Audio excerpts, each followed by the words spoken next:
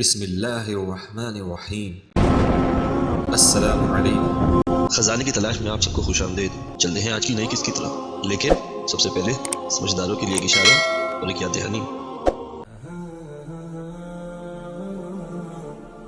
ناظرین، اعلان توحید اور اعلان دعوت کے بعد عام طور پر سارے ہی اہل مکہ آپ کے دشمن ہو چکے تھے، مگر جو لوگ آپ صلی اللہ علیہ وآلہ وسلم کی دشمنی اور عداوت میں انتہا کو پہنچے ہوئے تھے، ان کے نام یہ ہیں: ابو جہل بن ہشام، ابو لہب بن عبد المطلب، اسود بن عبد یغوث، حارث بن قیس، ولید بن مغیرہ، امیہ بن خلف اور ابی بن خلف یعنی خلف کے بیٹے، اور ابو قیس بن الفاقہ، عاص بن وائل، نظر بن الحارث، منبع بن الحاج، زہیر بن ابی امیہ، صائب بن زیفی، اسود بن عبد العاص، اسود بن عبد الاسد، عاص بن سعید، عاص بن ہاشم، عقبہ بن ابی معید، ابن الاسدہ، حکم بن العاص، عدی بن حمرہ۔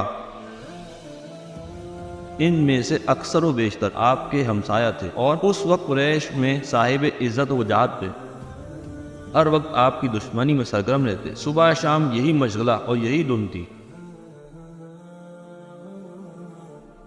ابو جہل اور ابو لہب اور عقبہ بن ابی معید، یہ تین شخص ہر قسم کی دشمنی میں سب سے زیادہ آگے تھے۔ ناظرین، اللہ تعالیٰ کی قدیم سنت ہے کہ جب کسی شے کو پیدا فرماتے ہیں تو اس کی ضد اور مقابل کو بھی پیدا فرماتے ہیں، اور یہی بات اللہ تعالیٰ نے سورہ الذاریات کی آیت نمبر 49 میں فرمائی۔ اس کا ترجمہ کچھ اس طرح سے ہے کہ اور ہم نے ہر چیز کے دو جوڑے پیدا کیے تاکہ تم خدا کی قدرت کا کمال سمجھ لو۔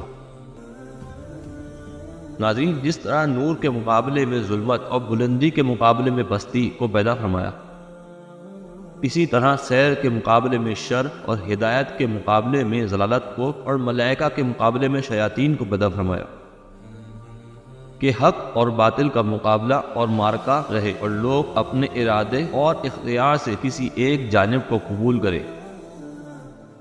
یہ نہ ہو کہ کسی ایک جانب کے قبول کرنے میں مجبور ہو جائے۔ اگر فقط حق اور اہل حق کو پیدا کیا جاتا اور باطل بالکل نیست و نابود ہوتا تو لوگ حق کے قبول کرنے پر مجبور ہو جاتے، جو سراسر حکمت کے خلاف ہے۔ شریعت کا ہرگز یہ منشا نہیں کہ لوگ جبراً و قہراً اسلام لائیں، اور یہی بات اللہ تعالیٰ سورہ یونس کی آیت نمبر 99 میں فرماتے ہیں، جس کا ترجمہ کچھ اس طرح سے ہے: اگر تیرا رب چاہتا تو تمام زمین والے ایمان لے آتے۔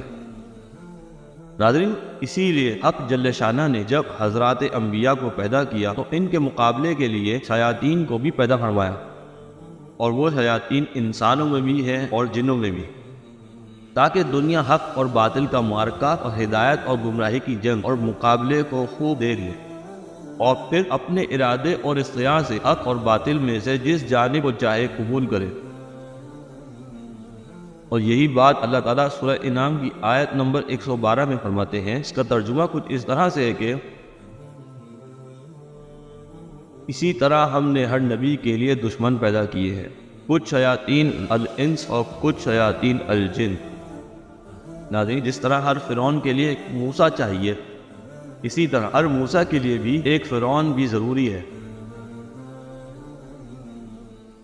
لہذا ہم اپنی آنے والی کچھ اقساط میں آپ صلی اللہ علیہ وآلہ وسلم کے دشمنان خاص کا کچھ مختصر حال آپ کی نظر کریں گے،